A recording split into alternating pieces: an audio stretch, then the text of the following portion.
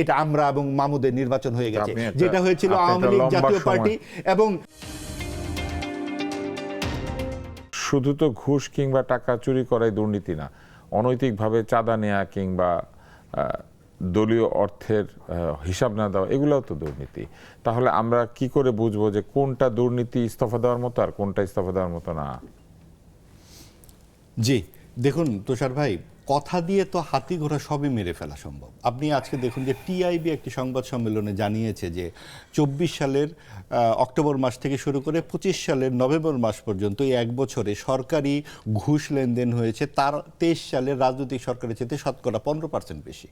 এই কিন্তু হাসনাত আবদুল্লাহদের সময়ের কথাই তারা বলা হচ্ছে, এবং টিআইবি একটি নিরপেক্ষ অবস্থান থেকেই এই পরিসংখ্যানটা জানাচ্ছে। হাসনাত সরকারে ছিলেন না, কাছাকাছি তো, তাদেরই তো সব ভাই ব্রাদাররা, এবং তাদেরই এই যে অন্তর্বর্তীকালীন সরকারের সময় আমরা, আপনার মনে পড়ে যে কুমিল্লার বরাদ্দের কথা, যে 2টি উপজেলায় কত বরাদ্দ হয়েছিল, ওই বিষয়গুলোতে লিগ্যালি বরাদ্দ দিয়েছে, আইনি বরাদ্দ, ক্ষমতাকে কাজে লাগিয়ে যেমন ক্ষমতাকে কাজে লাগিয়ে জামাত বলছে আবুল বারাকাত সাহেব যেই গবেষণা করেছেন সেই গবেষণা করবার কারণে তার জেলটা ঠিক আছে। অর্থাৎ তিনি আনুষ্ঠানিকভাবে বলছেন জামাত নেতা যে আমরা গবেষণার বিরোধী। গবেষণা করে যদি দেখা যায় যে জামাত এই কাজগুলোর সঙ্গে জড়িত, করতে পারবে না কোনো শিক্ষক সেই গবেষণা। আপনি আবুল বারাকাতের গবেষণার উত্তর হতে পারে আরেকটি গবেষণা। আপনি গবেষণা করে প্রমাণ করুন যে আবুল বারাকাত সাহেব এই জায়গায় ভুল করেছেন, তা না করে আপনি 2 বছর বিনা বিচারে তাকে আটক রাখলেন, এবং কারা রাখলেন? অন্তর্বর্তীকালীন সরকার রাখলেন। অর্থাৎ জামাতের প্রভাবিত যে অন্তর্বর্তীকালীন সরকার, তার অকাট্য প্রমাণের একটি প্রমাণ এই ধরনের মুক্ত বুদ্ধির সাংবাদিক, লেখক, বুদ্ধিজীবীদের প্রতি আক্রমণ করেছে সরকার। আপনি দেখুন যে হুমায়ুন আজাদকে যেভাবে রক্তাক্ত করা হলো, এই নিয়ে কিন্তু জামাত কখনো আপত্তি জানায় না। 13 জন ব্লগারকে হত্যা করা হলো, এই নিয়ে কিন্তু জামাতের কোনো আপত্তি নাই।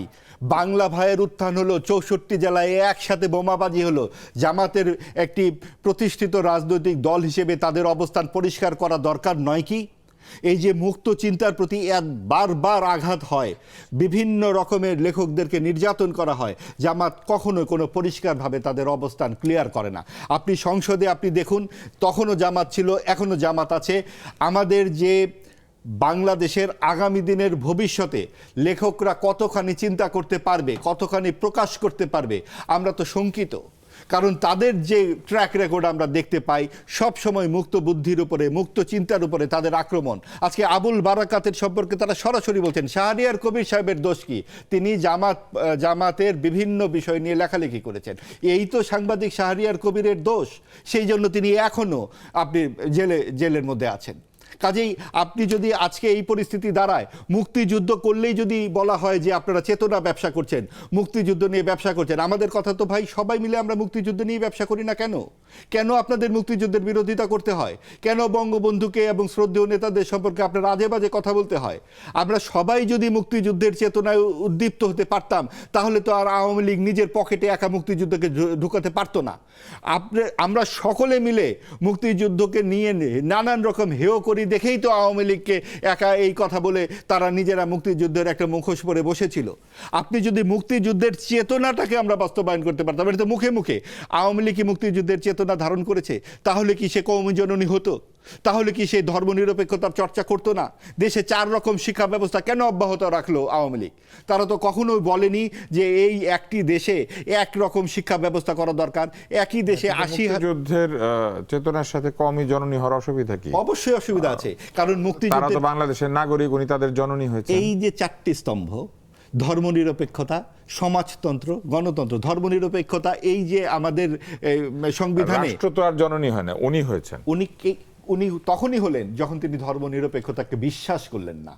আপনি যদি ধর্মনিরপেক্ষতার যে জায়গাটিতে বিশ্বাস স্থাপন করেছিলেন বঙ্গবন্ধু, এই জন্য তাকে 15ই আগস্ট 1975 সালে জীবন দিতে হয়েছে 22 জন সদস্য। কিন্তু উনি যদি বিশ্বাস নাই করেন ওই জায়গাতে, তাহলে ওনাকে আবার অভিযুক্ত করা হচ্ছে কেন যে উনি চেতনার পক্ষে ছিলেন? তাহলে তো ওনাকে আপনি বলছেন উনি চেতনা বিরোধী।